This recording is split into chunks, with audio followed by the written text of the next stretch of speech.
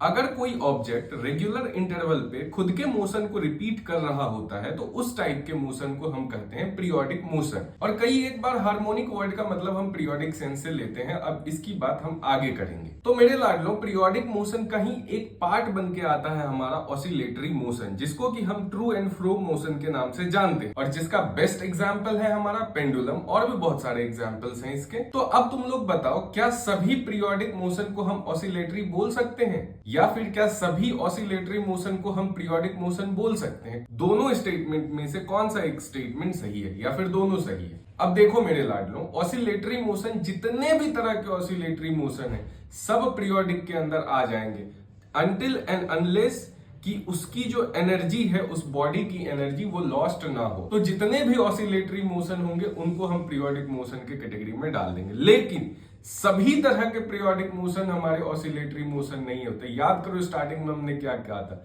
जितने भी तरह के पीरियोडिक मोशन होते हैं उसमें से एक पार्ट हमारा आता है ऑसिलेटरी मोशन का। ठीक है, अब मेरे लाडलो, जितने भी तरह के ऑसिलेटरी मोशन ऑब्जेक्ट परफॉर्म कर रहा होता है उसके अंदर एक फोर्स एक्ट करता है, जो कि बोलता है अरे भाई तुम अपने मीन पोजीशन पे ही बरकरार रहो, मेंटेन रहो। और मीन पोजीशन क्या होता है? लेट से कि अगर ऑब्जेक्ट इस पोजीशन से चल रहा है और यहां पहुंचा है, लेकिन फोर्स इसको बोलेगा नहीं नहीं भाई तुम वापस अपने मीन पोजीशन पे जाओ। मीन पोजीशन का मतलब क्या है कि वो पोजीशन जहां की ऑब्जेक्ट अपने आप को इक्विलिब्रियम पे पाता है। यानी कि इक्विलिब्रियम का मतलब क्या होता है? एफ नेट हमारा 0 होता है उस पोजीशन पे।